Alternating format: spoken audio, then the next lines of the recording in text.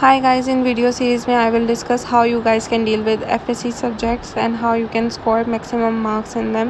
Video में मैं basically part 2 की फ़िज़िक्स को डिस्कस करूँगी और इस पार्ट में मैं सिर्फ इसकी ओवरऑल बेसिक्स को डिस्कस करूँगी कि आपने अपनी तैयारी किस तरीके से करनी है। तो ये पेयरिंग स्कीम है, आप इसकी स्क्रीनशॉट ले सकते हैं। इसमें से जो पेयर आपने मस्ट करके जाने हैं वो है 12, 13, 14, 15 और 17, 19। इससे आपका ये पार्ट भी क्लियर हो जाएगा, शॉर्ट का ये पार्ट भी क्लियर हो जाएगा, रह जाएगा सिर्फ ये वाला पार्ट। तो either you can do short of chapter number 16 और 18, इन दोनों में से किसी के भी आप शॉर्ट कर लें तो वो आपका क्लियर हो जाएगा ये वाला सेक्शन भी। फिज़िक्स के जो होते हैं MCQs वो कॉन्सेप्चुअल आते हैं, तो उसके लिए आपके कॉन्सेप्ट्स ठीक होना बहुत ज़रूरी हैं, जिसके लिए आप YouTube का इस्तेमाल कर सकते हैं। हम इंडिविजुअली हर चैप्टर को डिस्कस करेंगे और उसमें मैं आपको बताऊंगी कि आपने इस चैप्टर के शॉर्ट, लॉन्ग और MCQs कैसे प्रिपेयर करने हैं। इस वीडियो में मैं सिर्फ इलेक्ट्रोस्टैटिक्स के डिस्कस करूँगी, लेकिन नेक्स्ट वीडियोज़ में मैं आपको बाकी चैप्टर्स के भी बताऊँगी। ये चैप्टर बहुत ज़्यादा इंपॉर्टेंट चैप्टर है इस बुक का, नॉट जस्ट एग्ज़ाम वाइज, बल्कि ये जो चैप्टर है ये अगले 3 चैप्टर की बेस बनाता है। सबसे पहले आपने सर हसन फरीद के इसके लेक्चर्स लेने हैं, यूट्यूब पे आपको वो मिल जाएंगे।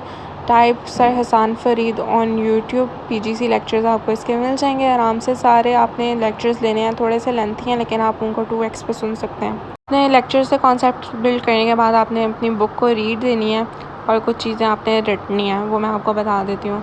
आपने ये आर्टिकल रीड करना है, उसमें से जो याद करने वाले है वो ये ग्रीन बॉक्स में जो लिखा हुआ है ये मैथमेटिकल डेरिवेशन और ये एंड वाला पैराग्राफ ये आप लोगों ने लाजमी करना है। सेकंड आर्टिकल है, इसमें से फर्स्ट पैराग्राफ ये इंपॉर्टेंट है, खास तौर पे इसके जो 2 स्टेप्स हैं जिसमें ये अकॉम्प्लिश होता है interaction between charge Q and Q not.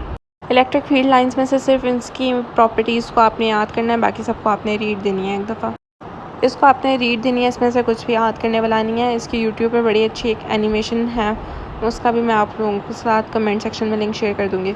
Electric flux से आपने पूरा एज इट इज़ लॉन्ग याद करना है और इसको बहुत अच्छे तरीके से आपने समझना है। Electric flux through a surface enclosing a charge, ये भी एक इम्पॉर्टेंट वर्ड के लिए लॉन्ग है, लेकिन जो इसका चैप्टर का सबसे ज़्यादा इम्पॉर्टेंट लॉन्ग है वो एप्लीकेशन ऑफ गॉसेस लॉ है।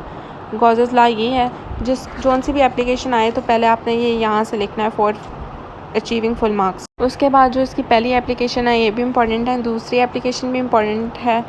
दूसरी एप्लीकेशन सबसे ज़्यादा इम्पॉर्टेंट है, मोस्ट इम्पॉर्टेंट ये है, फिर उसके बाद ये सेकंड मोस्ट इम्पॉर्टेंट है और ये थर्ड मोस्ट इम्पॉर्टेंट है, लेकिन ये वाली फर्स्ट है।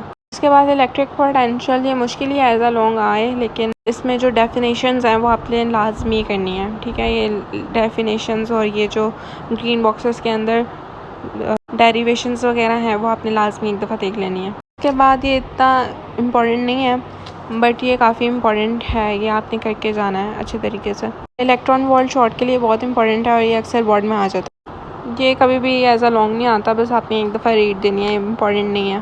Charge on an electrons by Millikan's method, ये आप लोग FSC पार्ट 1 केमिस्ट्री में भी करके आते हैं, तो ये इम्पॉर्टेंट है लेकिन इतना नहीं है। इसके बाद कैपेसिटर का आपको डेफिनेशन आनी चाहिए और ये आनी चाहिए, ये एज अ लॉन्ग नहीं आता, लेकिन ये capacitance of parallel plate capacitor ये लाजमी इसके चांसेस होते हैं बोर्ड में आने के। इसके बाद जितने भी टॉपिक्स हैं वो इम्पोर्टेंट नहीं है। तो 12.14 आर्टिकल सेकंड मोस्ट इम्पॉर्टेंट है इस चैप्टर का। जो फर्स्ट है वो एप्लीकेशन ऑफ गॉसेस लॉ है। सो ये 2 लॉन्ग तो लाजमी हर साल बोर्ड के पेपर में रिपीट होते हैं।